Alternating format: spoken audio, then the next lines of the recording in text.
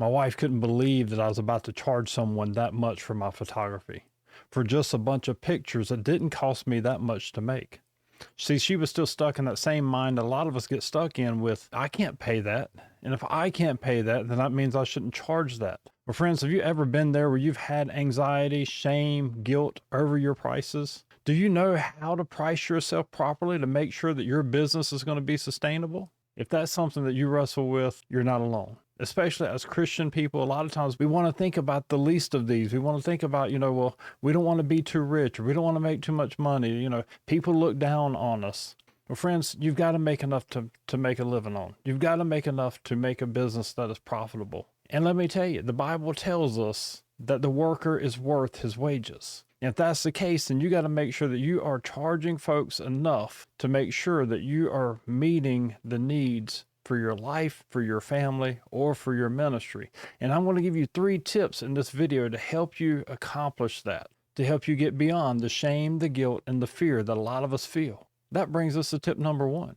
You got to make sure that you are valuing yourself and your product. You see, a lot of times we go into something, we think about just the end product and what we're putting out there, but we don't think about all the work and all the time and effort and our mental capacity that we put into making that product come about. We're not only shortchanging our product, we're also shortchanging our time. How much is time worth to you? Time is a resource that we don't get back. Once it is spent, there are no refunds. So you've got to make sure that when you're pricing your items or pricing your service, you're also pricing your time and your effort into this. This was something that I learned myself whenever I was doing photography, and I was doing the job for free, but I did go out and I scouted the location and I made sure that, everything was going to work right here or there. But then whenever I had sat down and figured out the prints that I was going to offer, I wasn't charging enough because I was only thinking about what I would pay for such pictures. Again, not knowing what kind of time and effort goes into that. Luckily for me, my customer, my friend, actually saw my prices and said, you've got to charge more. And so by the time they actually came back to pick up those photos, I went from having what might have been $100, $150 sale into being a $1,500 sale. And the reason being was because I took that time, I took their advice, and I learned to make sure that I'm charging what my time is worth, my skills, my equipment, everything I was putting into that job, that I was gonna make what I should make off of that time and product. And so you got to do the same thing. It really begins here, friends. You got to make sure that you are valuing yourself, valuing your time, your effort, and your energy, as well as valuing your product. Because the people that you're selling to, they don't know what kind of work it took to make your product. They don't know what kind of training you might have, what kind of experience you might have, or what kind of time you might have spent in developing that product. So you got to make sure that you price yourself based on that, because no one else is going to do that for you. Tip number 2 is making sure that you have a proper pricing strategy. You've got to be the one to crunch the numbers. For my case, another job I've gotten recently was managing a water system. And in doing that, it takes a little bit of time of my day, but I had to sit down and calculate how much time I was going to be on the road, the wear and tear on my car, the cost of gas. So how do we properly price our product so that it values the product that we're selling? Well, friends, you got to crunch the numbers. That doesn't mean you got to be an accountant. It doesn't mean you got to be an economics professional, but you need to know how much your time and how much your product and your materials are costing you. So you've got to crunch those numbers. That was one of the things that set me apart whenever I got into photography. I had seen all these people out there, making $40 or $100 here or there for doing these photo shoots. And I thought, oh, that's easy money. I'm going to pick up a camera and I'm going to do the same thing. Well, as I began to start into it, I realized, by the time I'm going out to scout locations or talk to the client and learn what they're looking for and meet the person I'm going to be taking photographs of and their desires out of it as well, I started to realize I'm putting in a lot of time to make $100 here or $40 there. And so in that, it helped me to learn I've got to value and add in my time and my effort into this. So here's what happened for me. I decided I could either do this as a hobby or I could do it as a business. If you're going to do it as a hobby, $40 here, $100 there, $150 here, not a bad little thing, right? We make a little bit of spending money.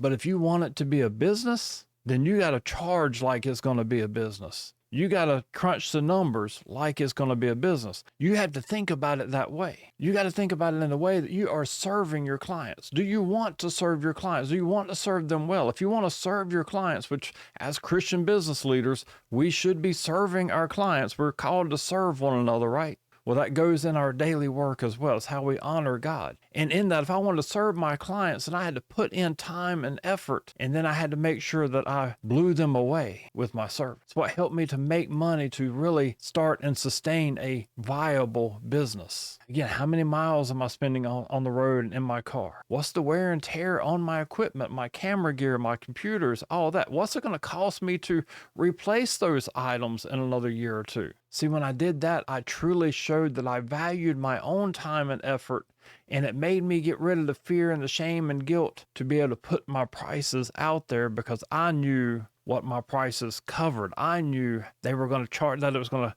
pay me for the work and the effort that I put into it. And here's the thing. Someone may say no to your prices. Someone may not like your price. They may argue with you and tell you you're charging too much. Well, I can go get it cheaper here or go get it cheaper there. Or maybe you may know their situation, know that they can't financially afford the service or the product that you're putting forth for the price that you're putting out there. And that's going to make you want to discount yourself. But again, you have to remember, you're charging what you are worth and what your service and your product is worth and what it's going to cost you to make your business be successful and viable down the road.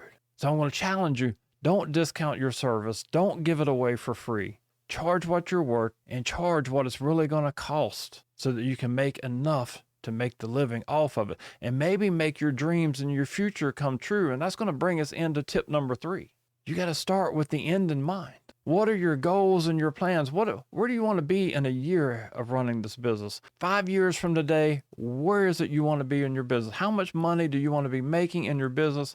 Or what kind of lifestyle do you have where you need to make sure that you are making enough money to cover that lifestyle? What are your family needs? You're going to need insurance.